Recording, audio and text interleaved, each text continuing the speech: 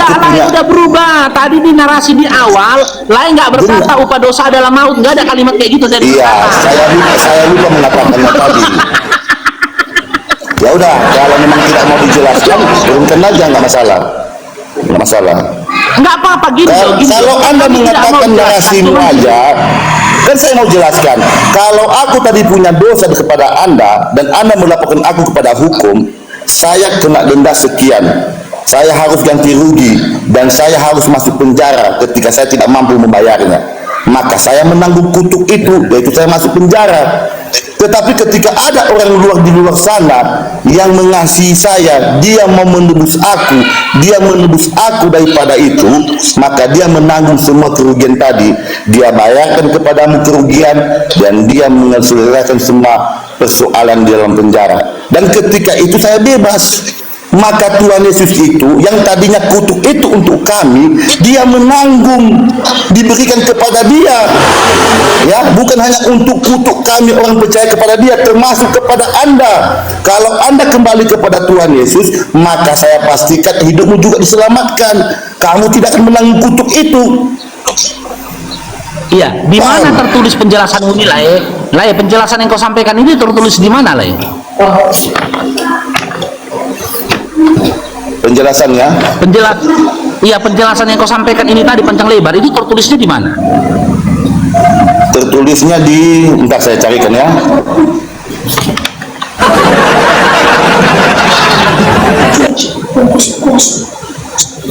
Jadi teman-teman, ya ini kita berbicara dengan data ya. Kalaulah teman-teman Kristen ini tahu Bibelnya, ya, Yesus itu dinyatakan terkutuk bukan hanya karena dia mati di kayu salib, bukan karena dia menebus kutuk hukum Taurat, bukan. Sejak dia hidup pun di atas bumi, dinyatakan oleh Paulus dalam Galatia 3:10, dalam Galatia 3:10 dia pun sudah terkutuk, Musa pun terkutuk. Karena semua orang yang hidup dari pekerjaan hukum Taurat berada di bawah kutuk, kata Paulus, Galatia 3:10. Jadi bukan ketika mati dia ini terkutuk karena menebus mereka dari kutuk hukum Taurat, tidak ada. Itulah luar biasanya tulisan-tulisannya Paulus. Ya, Paulus itu mengutuk hukum Taurat. Ketika dia mengatakan hukum Taurat itu adalah kutukan, berarti dia telah mengutuk Tuhannya Musa yang telah menurunkan kitab hukum Taurat kepada Musa. Ulangan 33 nomor 4, Ulangan 4 nomor 44. Hukum Taurat ini adalah berkah, rahmat bagi Bani Israel setelah mereka lepas dari cengkraman Firaun, supaya memberikan keselamatan bagi mereka, menjamin satu sama yang lain, mereka tidak saling menzalimi, tidak saling menyakiti. Ayatnya atas mereka. Ayatnya 1 Petrus 3 ayat 18. Sebab ya, juga Kristus telah mati sekali untuk segala dosa kita. Ia yang benar untuk orang-orang yang tidak benar, supaya ia membawa kita kepada Allah. Ia yang telah dibunuh dalam keadaannya sebagai manusia, tetapi yang telah dibangkitkan menurut roh. Terima kasih. Oke, silakan komparasikan apa yang Anda sampaikan tadi dengan data yang Anda sampaikan tadi barusan. Silakan, apa korelasinya? Ya, memang Tuhan Yesus itu mati sekali untuk dosa kita. Saat ini Tuhan Yesus sudah kasih pilihan kepada kita, ya, mau datang kepada Tuhan Yesus. Begini, dengar dulu, ya, Tuhan Yesus mati sekali untuk dosa kita. Jadi sekarang kita tinggal pilih, kita mau datang kepada Tuhan Yesus atau tidak. Itu narasinya. Tenang dulu. Yang saya tanyakan, di mana tertulis Yesus mengatakan dia siap mati untuk menebus dosa manusia? Di mana? Di mana tertulis begitu pernyataannya Yesus? Tidak ada tertulis, tapi sudah dibuatkan. Tidak ada tertulis. Di mana dinubuatkan Yesus harus? Di mana dinubuatkan Yesus harus mati di kayu salib untuk menebus dosa manusia? Di mana dinubuatkan? Sementara Yesus mengajarkan seorang anak tidak menanggung dosa ayahnya, seorang ayah juga tidak menanggung dosa anaknya. Oke, mau jawabannya? Iya, di mana?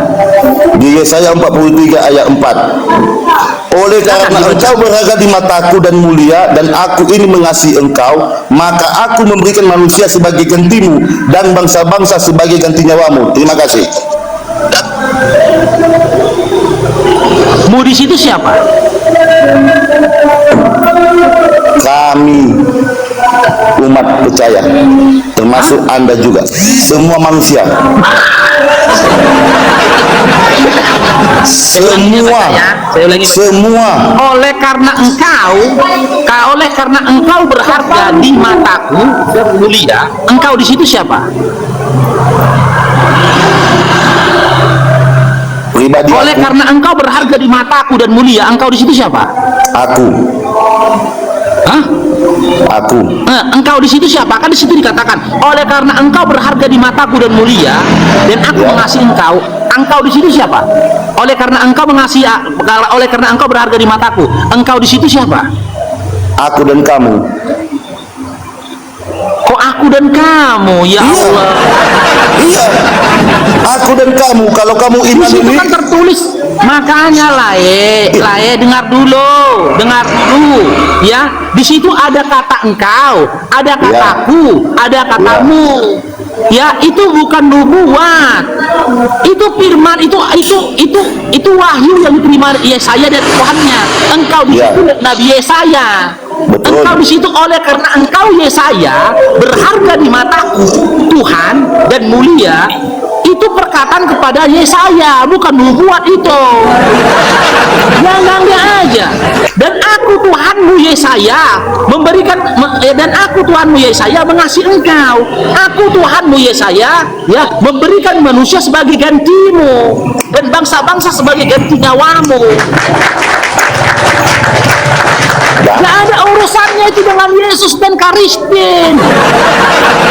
Ngang aja. Dan di sini pun tidak ada dikatakan. Ustaz, lanjut Ustaz, bisa Ustaz. Aku mau persiapan asar. jadi aku ada pesan untuk abang ya, untuk Bang Harun sebelum saya mau turun. Kuliah Anda sangat pintar ya untuk memahami kitab Kristen ya, kitab suci kami. Anda agak kita bilang handal ya, menghafal dan meyakini dan sudah membaca semua ayat kitab. Tapi saya punya pesan untuk Anda di Yohanes 5 ayat 39 sampai 40. Demikian firman Tuhan ya. Kamu menyelidiki kitab-kitab suci sebab kamu menyangkal bahwa olehnya kamu mempunyai hidup yang kekal. Tetapi walaupun kitab suci itu memberi kesaksian tentang aku, namun kamu tidak mau datang kepada aku untuk memperoleh hidup itu. Jadi Anda memang pandai untuk menyelidiki kitab-kitab suci kami, tetapi percuma kalau Anda tidak datang kepada Yesus, maka Anda tidak akan mendapatkan hidup yang benar itu. Terima kasih. Jangan turun bentar Bang, bentar. Tadi aku mau nanggapin sedikit nih. Abang yakin Yesus tuh mati di kayu salib itu untuk menebus dosa orang Kristen? Semua orang Kristen? Semua umat manusia. Berarti abang yakin orang Kristen itu semua masuk surga atas mati Yesus di kayu salib, betul? Yang bagi yang melakukan perintah Bapaknya. Oke, pokoknya orang Kristen kan, Yesus mati ya, Yohanes 1:29 atas matinya salib untuk menebus dosa dunia, betul? Yohanes Itu 1:29. nanti itu betul belakang nanti. Begini, saya jelaskan dulu ya. Kristen Tadi itu aku bukan kan kamu bilang, tadi kan Bapak bilang kan, Yesus mati di kayu salib untuk menebus untuk hukum Taurat, untuk orang Kristen, betul? betul. Nah, berarti ketika ditebus sama Yesus untuk orang Kristen, jaminannya surga atau tidak? Jaminan surga. Oke, menurut daripada Matius 7, 21 sampai 23 itu orang siapa yang diusir Yesus? Coba baca. Anda yang bacalah, Mas Anda tanya, Anda yang baca. Menurut daripada Matius 7 nomor 21 sampai 23, 22, 23, ini Kristen mana yang diusir Yesus? Yang benar perkataanmu apa perkataan gue benar, Pak? Silakan, Pak. Jadi apa yang mau kamu tanyakan situ? Nah, katanya begini, pada hari terakhir banyak orang yang berseru kepadaku, Yesus, bukankah kami bertembok di nama Yesus dan mengusir setan demi nama Yesus dan mengadakan banyak mukjizat demi nama Yesus. 23-nya, pada waktu itulah aku akan berterus terang kepada mereka berkata, aku tidak pernah mengenal kamu, nyala daripadaku kamu sekalian pembuat kejahatan. Itu Kristen mana lagi itu? Oke. Saya bisa jelaskan ya. Jadi begini. Oke, silakan. Jawabannya itu ada di Lukas 18 ayat 8 ya. Jadi demikian firman Tuhan. Begini ya. menjadi seorang Kristen, menjadi seorang pengikut Kristus bukan jaminan untuk masuk surga. Tetapi bagi mereka yang melakukan kehendak Bapa, menuruti firman Tuhan, ya, kalau dia katakan dia Kristen tapi dia jauh daripada dosa, itu yang berlaku untuk seperti mereka, ya, yang hamba-hamba Tuhan, yang bernubuat tentang Tuhan tetapi mereka tidak bisa mempertahankan iman mereka, maka itu yang akan dikatakan Tuhan lenyap daripada, ya, yang tidak siap mempertahankan. Jadi ayatnya begini, harus orang yang mempertahankan imannya, ya, artinya orang yang betul-betul melakukan firman Tuhan, betul-betul taat kepada Tuhan, bukannya datang ke gereja tapi perbuatannya jauh kepada Tuhan, yang masih melakukan hal yang berdosa. Tidak, firman itu berlaku kepada mereka yang betul-betul mengandalkan Tuhan dalam hidupnya. Makanya Tuhan itu nanti kita datang, dia tidak menanyakan apa yang sudah kamu lakukan, apa yang sudah kamu perbuat. Dengan kata lain, itu di Lukas 18 ayat 8, aku berkata kepadamu, ia akan segera membenarkan mereka. Akan tetapi jika anak manusia itu datang, adakah ia mendapati iman di bumi? Jadi bagi kami pengikut Yesus, kami harus mempertahankan iman kami di dunia ini sampai kedatangan Tuhan kami kembali. Terima kasih. Boleh tanya satu? Bentar ya Bang ya. Boleh tanya satu dari narasi Bang Iwan tadi Bang? Bentar lagi lah, bentar lagi. Iya, satu aja pertanyaan saya sama Bang Iwan. Dia tadi membawa tuh ya Matius 7 nomor 21 kan kayak gitu. Kata Yesus, tidak semua orang yang berseru-seru kepadaku Tuhan, Tuhan akan masuk dalam kerajaan sorga, melainkan ia yang melakukan kehendak Bapa di sorga. Lalu Bang Iwan jawab pakai Matius. Saya mau tanya, kehendak Bapa di sorga itu adakah menyuruh Anda menyembah dan menuhankan Yesus?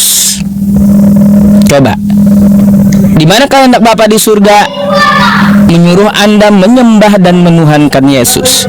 Coba tunjukkan ayatnya sama saya.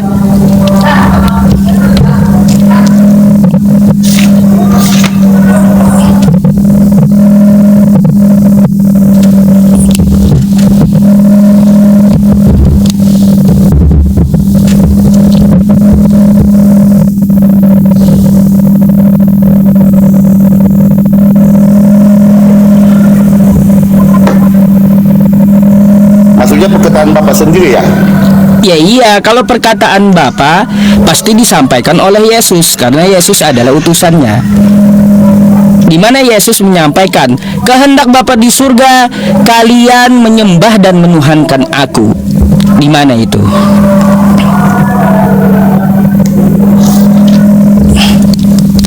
Tapi ayatnya memang ada Pak Ustaz. Tapi Ada. ayatnya ada tapi mana ntar ya, di Roma 9 ayat 5 ya kalau nggak salah ya. Loh, kok ke Roma Bang? Roma itu kan tulisan dari Paulus. Yang Anda masukkan di perjanjian lama ya? Mau perjanjian lama atau penyampaian Yesus sesuai Matius 7 nomor 21 tadi, di mana kehendak Bapa di sorga agar Anda dan Kristen menuhankan dan menyembah Yesus. Karena kata Yesus apa di situ? Yang tidak melakukan kehendak Bapa di sorga, out ke neraka. Ada nggak kehendak Bapa untuk Anda menyembah dan menuhankan Yesus?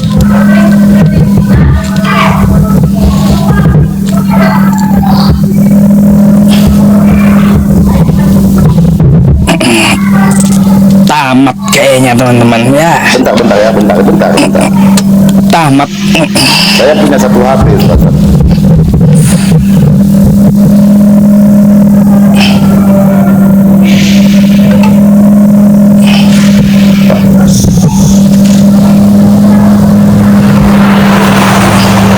Satu Yohanes 4 ayat 14. 1 Yohanes 4. Nah, itu kan surat Yohanes ya. Ya. Dan kami telah melihat dan bersaksi bahwa Bapa telah mengutus anaknya menjadi juru selamat dunia. Jadi juru selamat dunia.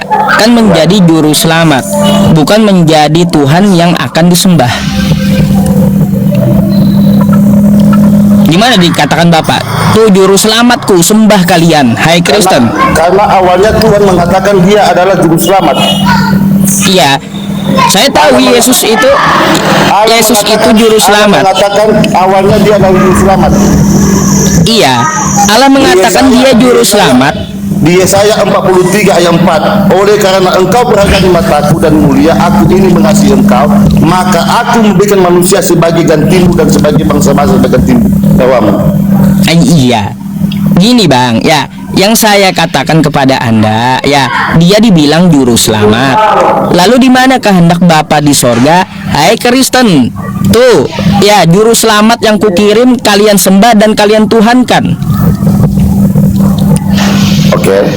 Di Yesaya 43 ayat 11. Yesaya itu kan bukan tentang Yesus, tentang zaman Yesaya. Ini kan perkataan Allah kepada Yesaya kan? Kepada siapa? Yesaya. Kepada Yesaya. Nah, Dia yang saya tanya, berarti abang lepas pertanyaannya. Dan tidak ada juru selamat selain daripadaku. Gini Bang, Perkataan Tuhan ini udah genapi di Perjanjian Baru, Pak Ustaz. gini, ketika Bapak menyampaikan itu, ya, waktu Yesus diutus zamannya, di mana Bapak menghendaki agar orang-orang yang di zaman Yesus itu agar kalian menuhankan dan menyembah Dia gitu. Kalau Yesaya itu kan nubuatan, ya, bukan di zaman Yesus. Itu satu. Nah, ini yang Yesusnya nongol, yang berhadapan dengan orang-orang, di mana Bapak itu berkehendak agar orang-orang menyembah dan menuhankan Dia. Artinya apa Bang? Segala yang disampaikan oleh Yesus dia dengar dari Bapa. Artinya kalau dari Bapa, maka Anda harus mencarikan dari Yesus, bukan dari Yesaya, bukan juga dari Paulus. Di mana Yesus mengatakan, "Hei Kristen, aku juru selamat yang dikirim Bapa di sorga. Kata Bapa di sorga, sembahlah aku dan tuhankan aku." Nah, di mana tuh? Oke. Jadi Yesus itu tidak perlu dia harus mengatakan gini ya, tidak gila sembah, ya, nggak seperti iblis yang gila sembah.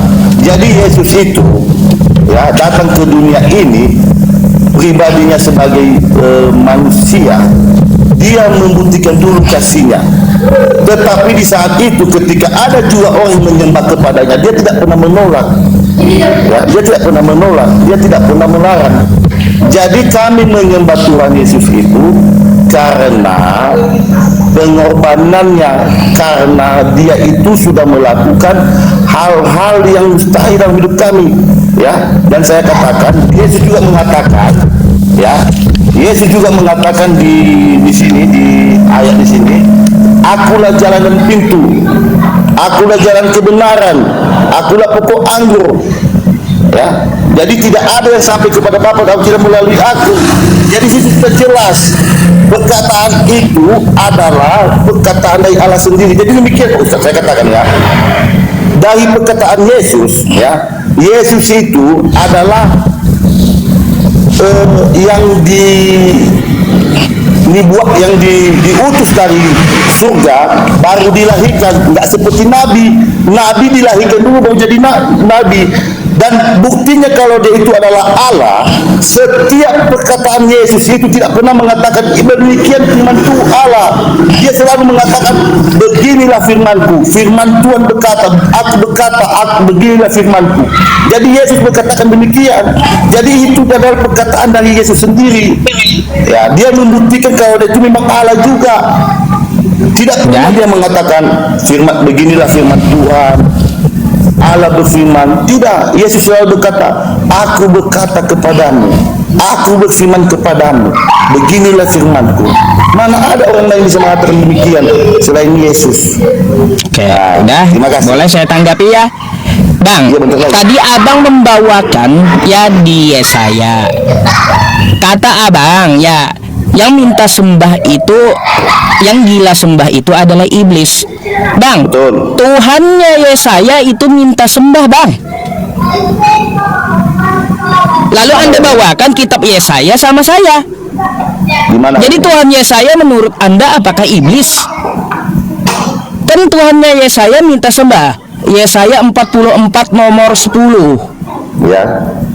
Di situ Tuhannya Yesaya minta sembah. Lalu Anda bawa kepada saya, nubuatannya katanya ada di Yesaya. Lah, macam mana abang ini? Bertentangan jadinya. Di situ tidak ada, Pak Ustaz. Tidak ada. Jadi kayak gitu. Kalaunya yang minta sembah di situ. Tidak ada. Bentar. Jadi gini bang, ya. Jadi gini, Tuhannya di perjanjian lama, ya, di perjanjian lama itu selalu menyatakan dirinya dan menegaskan agar menyembah Dia, gitu. Tuhannya di perjanjian lama bukanlah iblis dari Tuhan orang-orang para nabi terdahulu, bukan iblis, tapi Tuhannya minta sembah. Nah, makanya saya mencari di mana kehendak Bapa. Hai Kristen, kehendak Bapa kalian menyembah aku. Harus ada dong pengakuan penyembahan. Karena menurut Anda Tuhannya perjanjian baru dengan perjanjian lama itu sama. Masa di perjanjian lama dia minta sembah, lalu di perjanjian baru dia kagak ada ngomong minta sembah. Ini Tuhan pelin-pelan jadinya. Apalagi kan yang dia dengarkan itu yang didengarkan oleh Yesus dari Bapaknya. Saya udah bilang Yohanes 5 nomor 30, aku tidak dapat berbuat apa-apa dari diriku sendiri. Aku menghakimi sesuai dengan yang apa aku dengar, dan penghakimanku adil. Sebab aku tidak menuruti kehendakku sendiri, melainkan kehendak yang mengutus aku. Yohanes 5 nomor 30. Adakah kehendak Bapa di sorga? Berarti melalui ucapan Yesus. Makanya Yesus aku berkata. Karena apa? Yang dia sampaikan firman dari Tuhan, bukan dari dia, karena dia mendengar firman dari Tuhan. Makanya adakah Yesus berkata, aku adalah Tuhan, sembahlah aku sesuai kehendak Bapa di sorga? Secara tekstual, kalau yang nggak ada bilang nggak ada aja gitu. Kalau yang untuk muter-muter, waduh banyak bang referensi muter-muter kontekstual tuh. Ya. Yusuf, tambahin 31-nya Ustaz Yusuf, biar bisa. Kalau itu berbicara dari diri sendiri kan nggak diterima. Itu paham. Iya.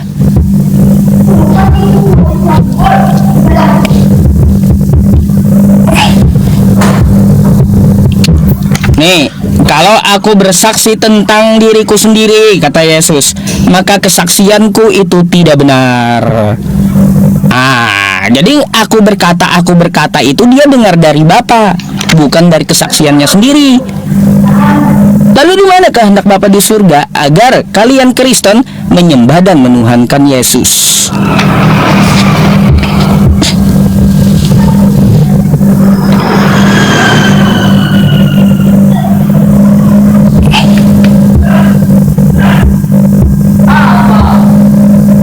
Susah bang, mundur kena. Tuhan Yesaya minta sembah. Aku cari dulu ya. Maju kena juga. Nggak ada perkataan Bapak di surga. Jadi kayak gimana gitu? Silakan dicari.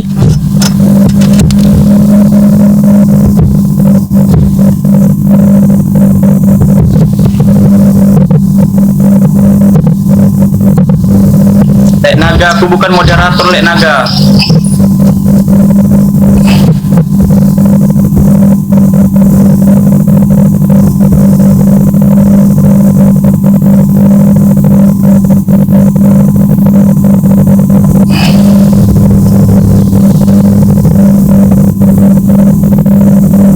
Oh noise ya saya ya, tutup dulu dah.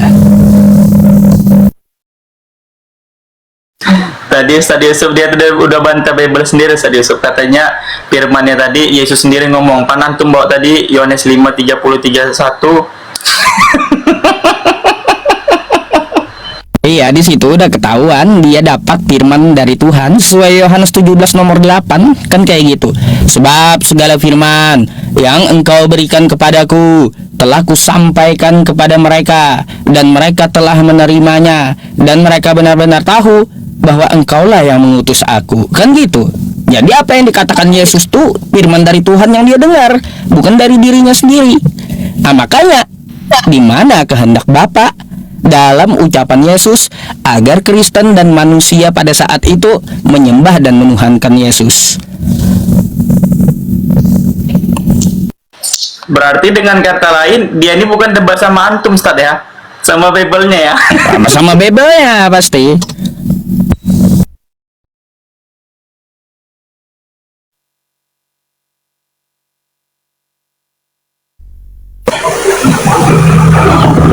Ya, bentar lagi.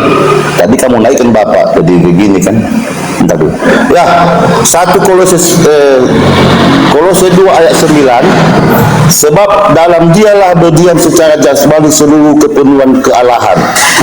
Dan di Kolose 1 ayat 9, di situ juga dikatakan, dipertegas, ya. Sebab Bang Iwan, tanda kutip sekali lagi. Yang saya tanya, saya cari kehendak Bapak yang disampaikan oleh Yesus. Kok larinya ke Paulus jauh kali gitu? kan Anda mengatakan mana ayatnya, saya carikan. Segala kepenuhan Allah itu ada pada Yesus. Dan di ayat Yohanes mengatakan Yesus dan Bapa itu ada satu. Jadi Bapa dan Anak itu selalu bersama, satu, tidak terpisahkan. Terima kasih. Tanggapi Bang Only, tanggapi. Saya ada yang dikerjakan dikit nih. Dapat pesan dari moderator katanya ya, yang muslim jangan tekan multi dulu, katanya dia nggak bisa menaikkan orang. Itu dapat pesan dari moderator di bawah. Gimana tadi Pak? Silakan Pak.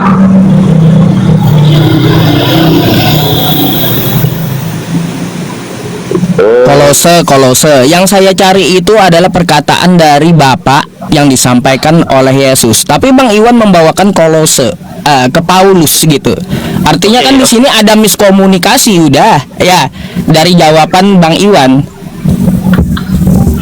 Ya kan Anda menanya ayatnya, ya kan? Nah, tertulis bagaimana Pak? Anda tanya ayatnya, di mana Ya, Allah dan Anak itu bersama, ya? Kehendak Bapa itu di Kolose 1 ayat 19. Apa Karena kehendak Bapak? Karena seluruh kepenuhan Allah berkenan diam di dalam Dia.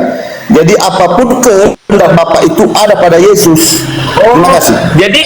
Jadi menurut Yohanes 1:4-13, Bapak berdiam di antara manusia dan Bapak berada di dalam manusia, di dalam kita, dan Dia memberikan rohnya. Apa kita sebagai Tuhan juga?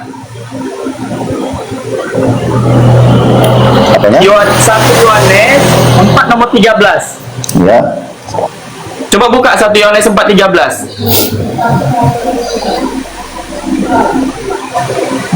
Duluan. Dikatakan begini, bahwasannya demikianlah kita ketahui bahwa kita tetap berada dalam Allah dan Dia di dalam kita. Ia telah mengaruniakan kita mendapatkan bagian dari rohnya. Kita berarti keseluruhan. Apakah kita juga Tuhan? Tidak. Lantas apa bedanya sama Yesus?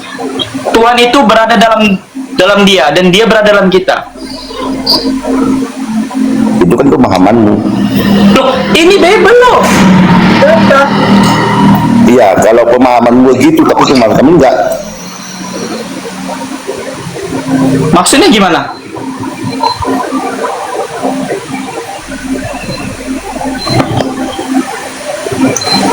Ya, dulu. Yang diminta Ustadz Yusuf tadi, di mana ada data Bapak yang mengucapkan demikian atau perkataan Yesus yang mengatakan demikian? Tetapi kalau ini Bapak bawa di dalam Kolose tadi, bagaimana dengan ini? Bagaimana dengan 1 Korintus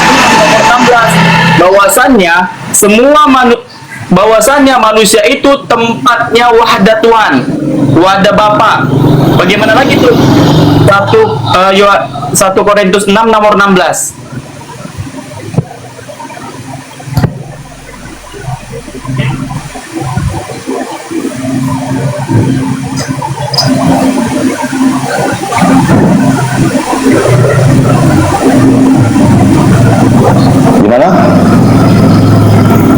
Gimana? Gimana ayatnya? Tuh 1 Korintus 6 nomor 19. Sorry, dirilat. Nah, dikatakan begini bahwasannya Jangan lupa bahwa tubuhmu ibaratkan, mana dia? Atau tidak tahukah kamu bahwa tubuhmu ini tempat suci bagi Roh Kudus? Tubuhmu, Ya, betul. tubuhmu huruf kecil berarti merujuk Yesus. Ya, memang tubuh kita ini adalah dari Allah. Sebab kami Berarti ini kita Tuhan berasal. juga. Hah?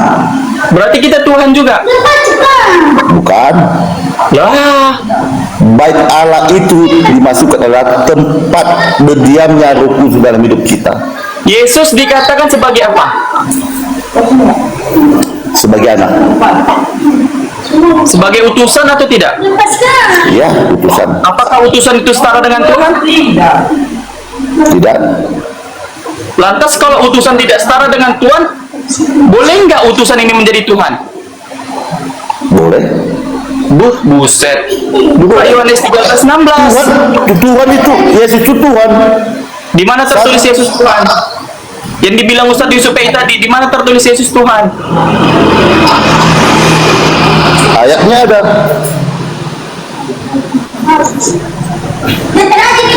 Satu Korintus 8 ayat 6. Oh, Yohanes 17:3 itu salah berarti ya?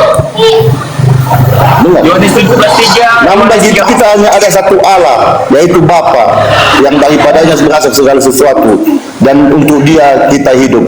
Dan satu Tuhan saja, yaitu Yesus Kristus, yang olehnya segala sesuatu telah dijadikan, dan karena Dia kita hidup.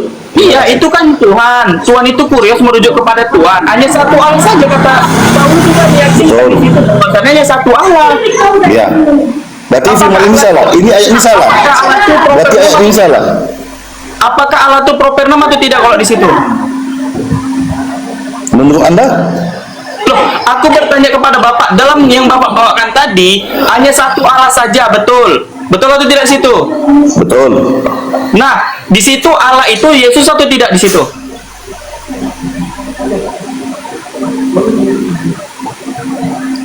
Yesus. Ya, menurut yang Bapak bawakan tadi hanya satu Allah saja. Baru Yesus- hanya ada satu Yesus Tuhan. Berarti mereka menganggap Yesus itu sebagai Tuhan, seperti dikatakan dalam Matius 27 nomor bahwasannya Pilatus juga disebutkan Tuhan. Kurios, apakah Ya. Pilatus juga setara dengan Yesus?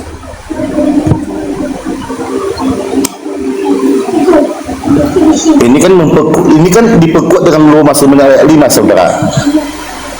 Iya, Paulus itu kan menjadikan Yesus sebagai Tuhan. Oke, kita nggak bahas tentang siapa yang dituhankan. Itu Yesus menurut Paulus yang menjadikan Tuhan. Sekarang kan kita membahas di sini Yesus menurut Yesus, Yesus menurut Bapa. Betul.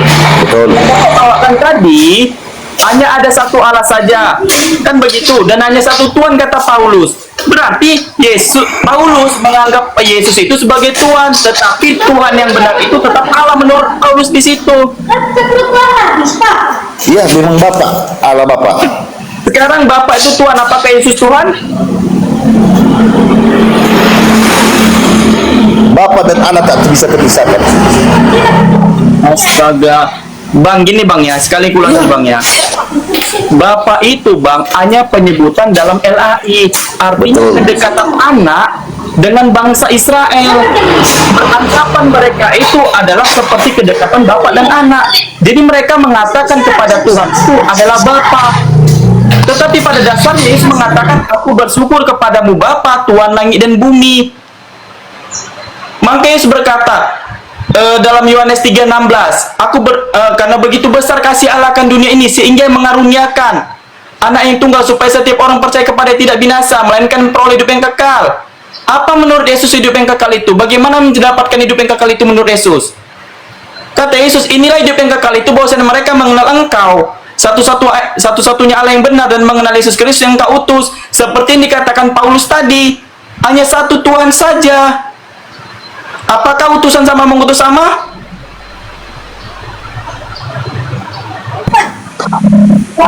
Secara pikir manusia tak sama. Tertulis di kitabmu, bukan secara pribadi aku. Tertulis di kitabmu, sesungguhnya Yohanes 13:16, sesungguhnya seorang hamba tidaklah lebih tinggi daripada tuannya atau seorang utusan daripada mengutus. Betul. Berarti Bapa sama Yesus sama.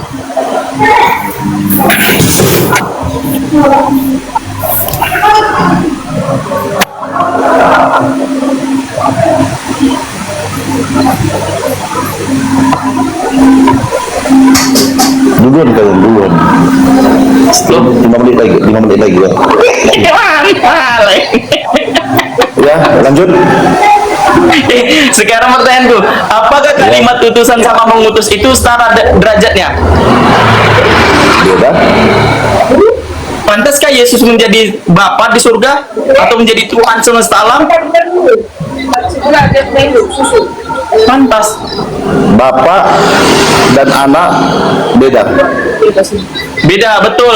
Sepakat. Gara-gara Yesus dikatakan sebagai utusan, maka dia dengan kata lain adalah seorang nabi. Seperti dikatakan kalau tidak salah itu di Nehemia 9 nomor 30. Tuhan itu mengambil menjadikan nabi adalah sebagai utusan para nabi. Begitu juga Yesus itu kebenaran. Dia dijadikan nabi sebagai utusan. Berarti Yesus adalah nabi.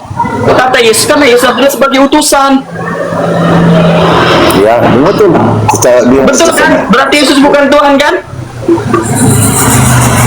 Dia secara utusan, betul. Betul, dia secara betul. benar kan dia utusan kan? Bukan Tuhan kan? Tuhan itu yang menundukkan diri kepada Yesus, kita menundukkan diri, berarti dia Tuhan. Sama kepada seperti kalian juga menundukkan diri kepada Nabi Muhammad. Itu Sebentar. sama. Tunggu dulu nih teman-teman. Aduh, Bang Juhar, abang mute dulu Bang Juhar, nanti giliran abang bang. Jadi dalam penjelasan tadi Yohanes 3:16. Jadi Yohanes aku mau 3, tanya ini, dari tadi kan tanya-tanya terus. Aku tidak bisa, aku kapan aku ya bisa biar dapat bertanya. poinnya. Apakah penjelasan Oke. tadi semua merujuk kepada Oke. Yesus Tuhan alam semesta atau tidak?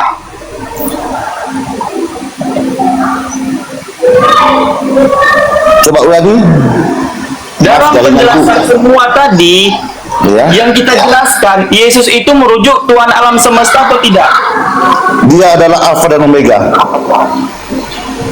Apa tuh Alfa dan Omega? awal dan akhir. Iblis juga awal dan akhir. Apakah itu Beda. jadi Tuhanmu? Loh, Beda. kok beda? Iblis yang Kok beda? diciptakan, iblis adalah malaikat yang diciptakan Tuhan. Yang Siapa bilang iblis? Siapa bilang iblis malaikat yang Memang diciptakan ada. Tuhan? Tertulis di mana datanya? iblis tidak ada, tapi Siapa malaikat bilang yang iblis jatuh, tidak ada? malaikat yang jatuh ke Iblis dalam, itu, dengar, iblis malaikat yang jatuh ke dalam bumi. Malaikat yang membangkang Betul, menyesuaikan dengan Tuhan menjadi iblis, betul? betul. Betul. Lantas iblis kok punya malaikat? Nah, Kalau kamu bilang, kalau Bapak bilang iblis adalah malaikat yang membangkang yang menginginkan kesetaraan dengan Tuhan, lantas Ya. kenapa iblis itu memiliki malaikat? kita lain topik lagi nanti nih dong. Nanti panjang lagi ceritanya nih. Kamu bilang tadi iblis itu adalah Enggak, malaikat. pertanyaannya terus bertambah-tambah terus. Kapan giliran aku Kan bertanya? Bapak sendiri yang bilang kan? Iya, Bapak sendiri yang tahu. bilang. Itu lain Enggak, topik sebentar. itu. Iya kan Bapak bilang bahwasanya iblis itu adalah malaikat yang membangkang. Sementara di kalimat itu iblis itu memiliki malaikat. Terus malaikat mana yang membangkang ini? Itu lain konteks ya.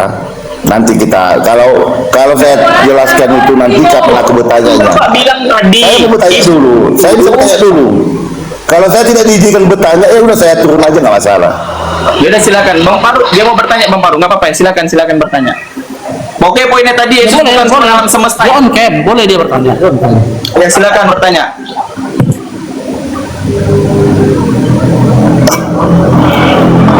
Tadi Anda mengatakan Allah kalian itu tidak dilahirkan dan tidak melahirkan, betul?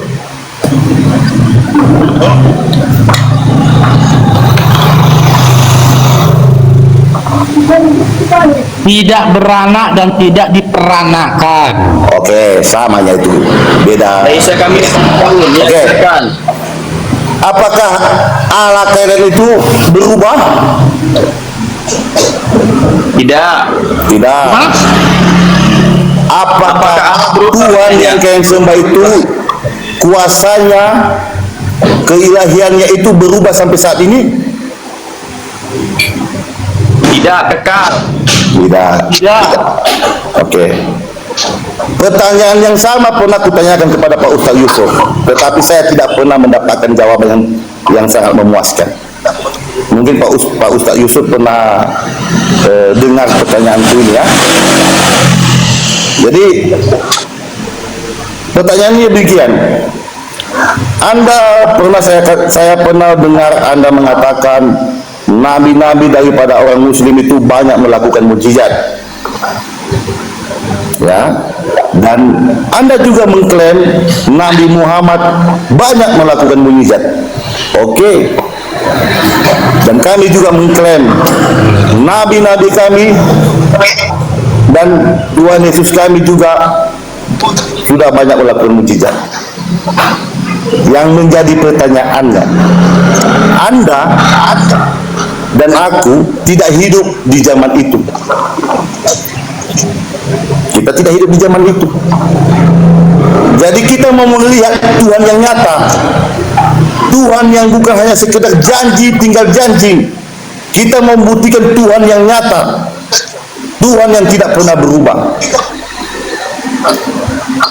Saat ini Anda dan aku hidup di abad 20. Ya, kalau Tuhan dulu dapat melakukan mukjizatnya melalui orang-orang terpilih, maka Tuhan itu masih pasti bisa melakukannya sampai saat ini. Ya. Di saat kami orang percaya kepada Tuhan,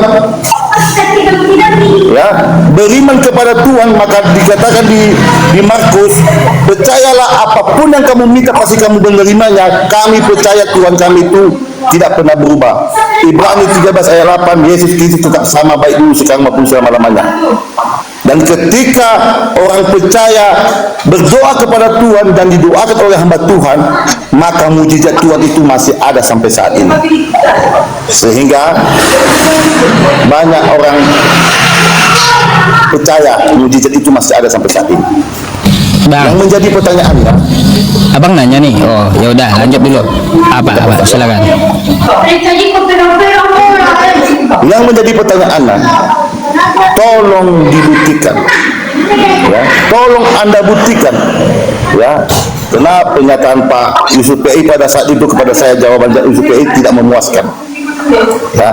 Tolong dijelaskan dan tolong dibuktikan satu saja bukti di abad 20 ini Allah kalian itu melakukan mukjizatnya, baik lewat orang yang datang kepadanya, baik lewat orang yang berdoa kepadanya, atau apa yang sudah dilakukan Allah kalian di abad 20 ini. Satu aja mukjizat yang sudah dilakukan Allah kalian di abad 20 ini.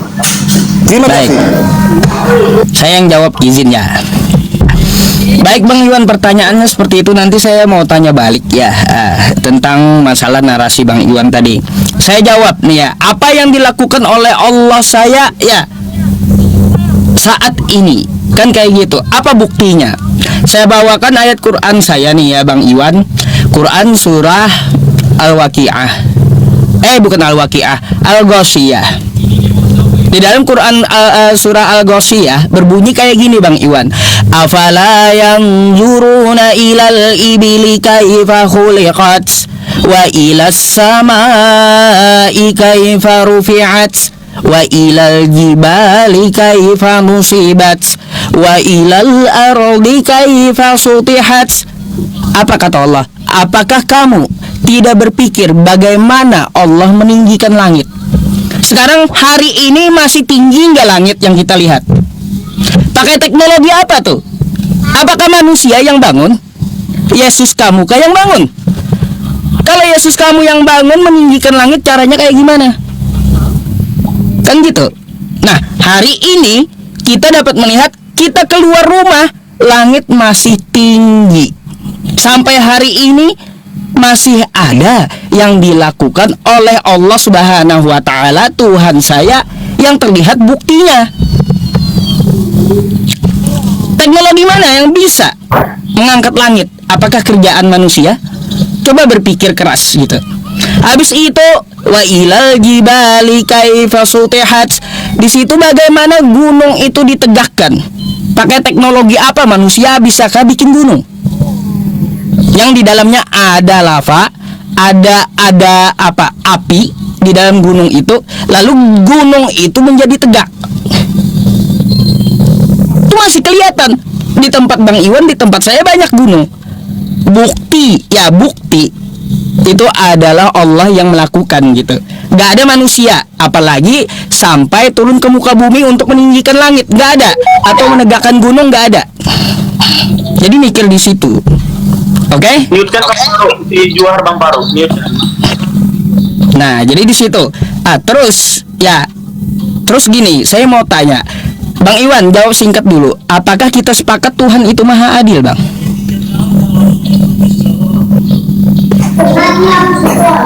Saya bisa tanggapi dulu. Jawab. Boleh, tapi belum selesai narasi saya. Saya hanya nanya ringan aja. Apakah dia sifatnya juga maha adil gitu? Nanti saya bisa jelaskan. Oke. Saya jawab. Baik. Saya mau turun juga ini, tapi karena sudah. Ya, nggak apa-apa. Berarti saya habiskan dulu, Bang, ya. Dikit lagi, 1 menit ya. Iya, boleh. Oke? Oke. Baik. Jadi gini, Bang. Dari narasi Anda, kata Anda Tuhan yang dapat dilihat di abad pertama. Tuhan itu maha adil. Oke? Maha adil. Kalaunya tidak adil, maka pasti bukan Tuhan. Gugur yang namanya Tuhan. Yesus Anda yang namanya Anda sebut di abad pertama adalah Tuhan.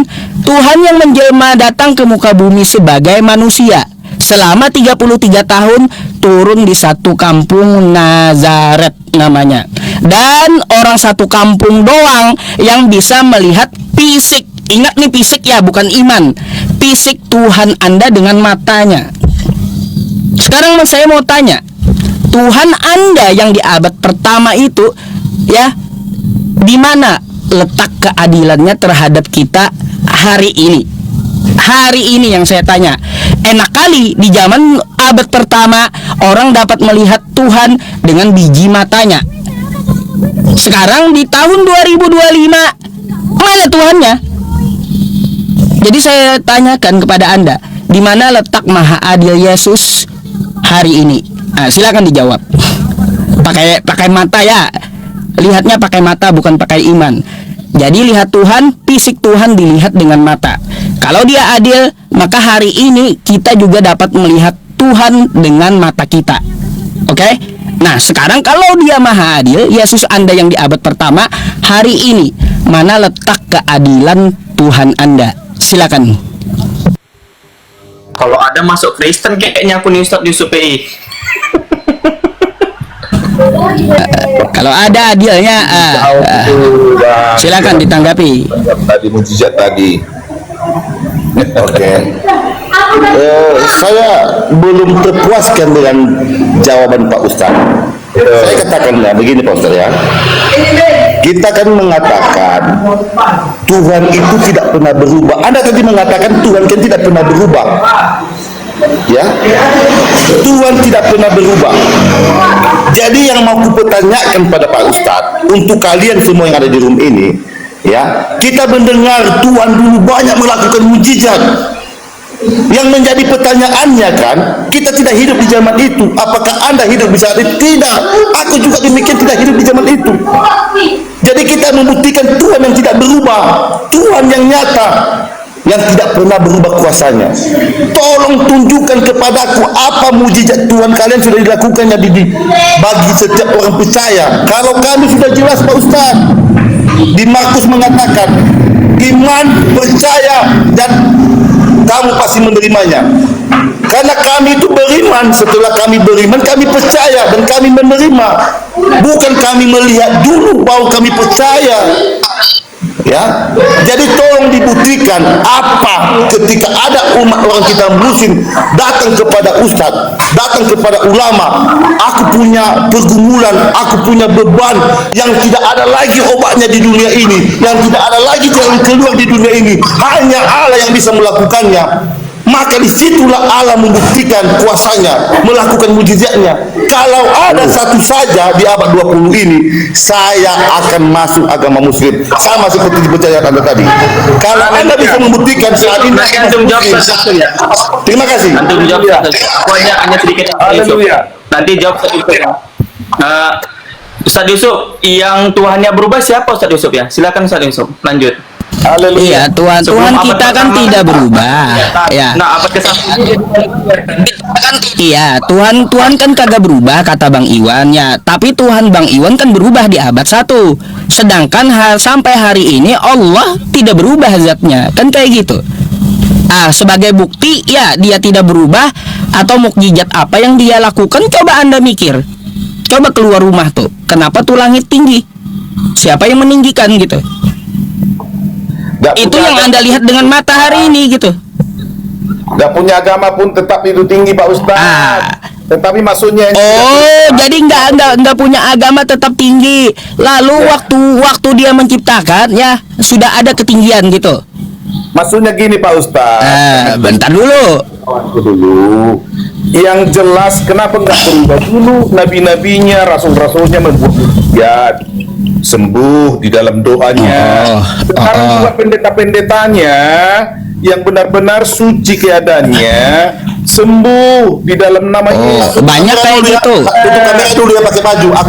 Aku lupa nggak ada pakai baju nih. Iya, pakai dulu. Itu kuasa itu. Zaman dulu kuasa itu ada, sekarang juga ada. Baik. Kalau begitu jadi tidak berubah kan Tuhan Anda berubah, betul nggak? Nggak berubah kuasanya, nggak pernah berubah. Tuhan Anda di abad pertama berubah kan? Tuhan jadi manusia.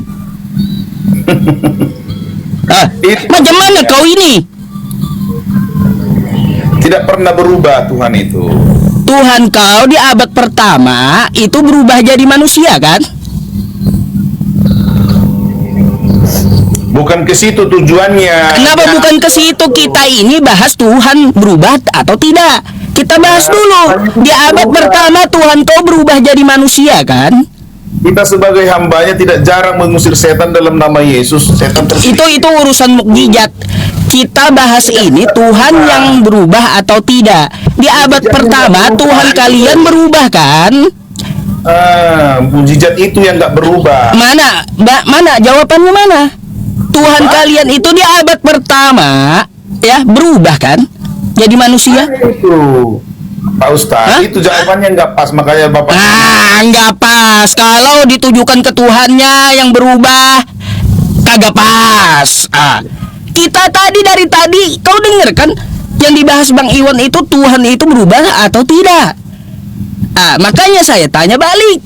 Tuhan kau di abad 1 itu berubah kan? Itu bukan diskusi namanya Pak Ustaz. Makanya kau lebih baik denger gitu apa yang dimaksud Bang Iwan daripada kau menanggapi nggak bisa jawab juga. Aduh. Jadi Bang Iwan ya, jadi buktinya kayak gitu. Bagaimana langit ditinggikan, mukjizat hari ini yang kita lihat. Kalau penyembuhan kayak gitu Bang Iwan kagak usah beragama Kristen, dukun pun bisa. Beda dong. Orang kagak beragama pun bisa menyembuhkan. Datang nih ke tempat saya, ateis ya sembuh. Banyak orang berobat ke situ. Macam mana di Islam banyak ustadz di sini pun juga ada yang menyembuhkan. Yang kayak gitu Bang Iwan ya, itu bukanlah sebuah kebanggaan gitu. Karena mukjizat itu hanyalah para nabi yang melakukan. Tadi makanya saya bahas juga tentang sifat Tuhan di mana adil nggak ada tanggapan sama sekali. Adillah kepada orang yang benar. Di mana? Saya akan jawab Pak Ustaz, tapi jawaban yang Anda katakan itu tidak memuaskan ya. Jadi, gini Bang Iwan, sorry ya. Begini aja. Bentar. Nanti memang gini ya Bang Iwan. Saya bukan alat pemuas, satu. Yang kedua ya, jawaban saya tidak bisa diremot.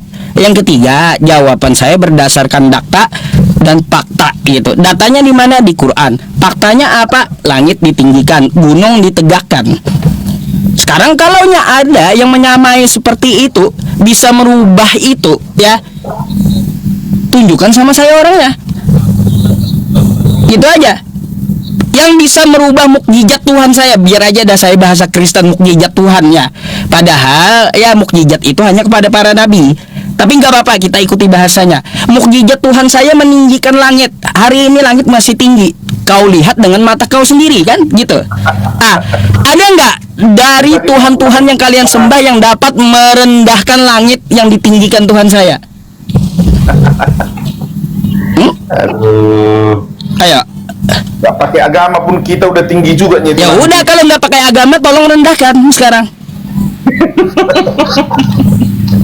Asal jawab, asal mangap, mikir kagak mau. Itulah kau kan gitu ya, Juhar. Jadi begini Pak Ustaz ya, Ya, lanjut, silakan Bang Iwan. Bang ya, saya tanggapi begini ya. Anda tadi mengatakan Tuhan kami tidak berubah. Sudah jelas di Ibrani 13 ayat 8 di situ dikatakan Yesus Kristus tidak pernah berubah, baik dulu sekarang maupun selama-lamanya. Apa yang tidak berubah? Kasihnya, kemurahannya, mujizatnya masih ada sampai saat ini. Ya, kalau Tuhan dulu dapat melakukan mujizat melalui hamba-hambanya, para nabi-nabinya, maka ketika pada saat ini kepada para hamba Tuhan pun mujizat itu pasti berlaku. Tuhan bisa memberitahu. Jadi, Mujizat Yesus hari ini apa Bang yang kelihatan? banyak Apa? Pak Ustaz. Nggak usah. Mana? Tunjukkan satu saja. Satu, mujizatnya. Mujizat ini pribadi kepada pribadi. Waduh, Kepada bukan setiap. mukjizat Bang, mukjizat kan yang Anda bahas. Mana ya mukjizat Yesus yang sampai hari ini kelihatan? Mujizat itu yang dirasakan itu kita ketika tenang pada Tuhan. Jadi tenang dulu, ya. Jadi begini, Pak Ustaz. Aku mau tanya kepada Pak Ustaz. Allah itu menciptakan. Anda pernah mengatakan masa Tuhan kalah kepada penciptanya? Nah, itu kami sudah bantah. Sekarang aku mempertanyakan kepada Anda jawaban pertanyaan yang sama. Masa Allah kalian kalah kepada penciptaannya, pada ciptaannya? Jadi begini, saya mau bertanya demikian. Itu kita tahu itu angin. Angin itu adalah ciptaan Allah. Ya, angin dulu sampai angin saat ini tidak pernah berubah. Kayak mana rasanya? Kayak mana kita bisa menikmatinya? Ya, ketika kita menikmati angin, kita merasakan kesejukan. Ya, bayangkan Pak Ustadz, angin aja tidak pernah berubah sampai detik ini. Anda mengatakan hanya mujizat para nabi, berarti Allah kalian itu tidak bisa melakukan mujizat, berarti Allah kalian itu tidak bisa melakukan mujizat di abad 20 ini. Masa ciptaannya aja angin tetap melakukan fungsinya sebagai angin sampai detik ini. Coba kita keluar, kita pasti kena angin, kita merasakan kesejukan angin, padahal itu ciptaan Tuhan. Masa itu kuasa Tuhan, mujizat Tuhan hanya terjadi pada saat itu, saat ini tidak bisa terjadi.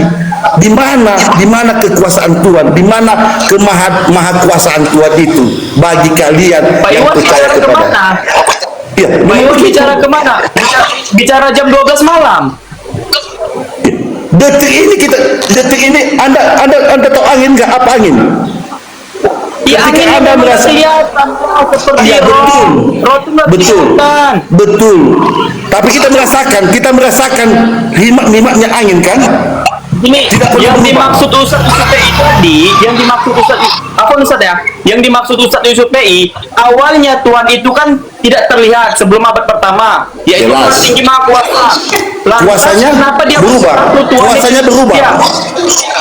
Hah? Kuasanya berubah. Pertanyaannya, Tuhanmu berubah nggak? Yang saya tanya, kuasanya berubah nggak? Kuasa Tuhan berubah nggak? Bang Iwan mempertanyakan sama Ustaz Yusuf PI, Tuhan kamu berubah atau tidak? Ustaz Yusuf PI menjelaskan tadi, dari mana kami bisa mengetahui atas kuasanya, seperti di surat Luqman 10. Tuhan itu menciptakan langit tanpa tiang, sementara dalam kitabmu langit itu bertiang. Sekarang kita bisa buktikan keluar bareng-bareng. Apakah langit bertiang? Gini Bang, kalau Bentar bang. Kita jangan cerita masa lalu. Anda paham? Sekarang ini sekarang aku keluarin yuk. Aku keluar nih. Bumi ini Aku sudah keluar diciptakan dari dari dulu loh. Yang kutanya saat ini, di mana kemahakuasaan Tuhan kalian di abad ini? Itu yang saya pertanyakan. Aku tanya, tiang langit di mana tiang langit? Yang ada tiang listrik. Gini Bang, aku jelaskan dulu sedikit Bang. Kalau abang-abangku, ustadz-ustadz kami yang ada di sini semua yang menonton, kalau saudara mau ingin merasakan mujizatnya, kuasanya, pada suatu saat nanti kalau kalian sakit ataupun apa yang tidak bisa disembuhkan, tidak bisa manusia tolong, panggillah Tuhan Yesus, tolong selamatkan aku, sembuhkan Aduh. aku. Pernah saya coba kayak gitu, tambah parah saya, Bang Faruk. Saya pernah kayak gitu kemarin sakit ya, bilang Yesus sembuhkan aku, tambah parah saya. Bukannya jadi sembuh, macam mana pula kau ini? Imani dulu, Saya imani dulu bukan pernah seperti lagi, yang saya sering. imani dulu, Saya akan sering dulu. Oke. merasakan itu nanti. Aku percaya Sabar dulu, karena Tuhan. saya sering mengatakan seperti itu, Tuhan. dan orang Ya, juga sabar dulu, mengatakan Tuhan. itu. Johar, gini Johar ya. Suara bang Jualan di ketimpa, sini. Bang Faruk. Hah? Suara bang kecil, ketimpa suara bang. Ayo udah kami mute dulu biar supaya Cek, suara cek, bang cek. besar. Ini Nah, suara aku saya ada. keluar, saya Aku ya, suara aku yang besar. ya. Aku mute ya, aku udah mute tadi. Johar, sabar dulu Johar ya. Anda tidak bisa jadikan pengalaman spiritual Anda sebagai pembenar dari iman Anda. Anda katakan ketika Anda manggil nama Yesus, Yesus sembuhkan aku, Anda sembuh. Ya. Ya, perlu Anda ketahui, para penyembah tutup panci pun pernah melakukan hal yang serupa. Oke lah. Penyembah Maksudnya tukang kan kunci karena itu dia yang kan belum pernah tahu. mengalami. Saya udah pernah mengalami. Oke. Dengar dulu, jangan kau jadikan pengalaman spiritualmu sebagai pembenar. Penyembah tutup panci itu pun pernah teriak, tutup panci, sembuhkan aku. Sembuh dia dari sakitnya gimana? Apakah itu sebagai bukti dibenarkannya seseorang ketika dia menyembah pada tutup panci? Satu hal yang membuat teman-teman Kristen ini nggak tahu diri, maaf ya, saya tegas mengatakan nggak tahu diri. Ya, ketika kalian menceritakan semua mukjizat yang pernah dilakukan oleh Yesus, yang jadi pertanyaannya atau pembahasannya, pernahkah Yesus bermukjizat untuk umat Kristen? Pernahkah? Yesus bermukjizat memberikan 5.000 makan orang, memberikan orang 5.000 orang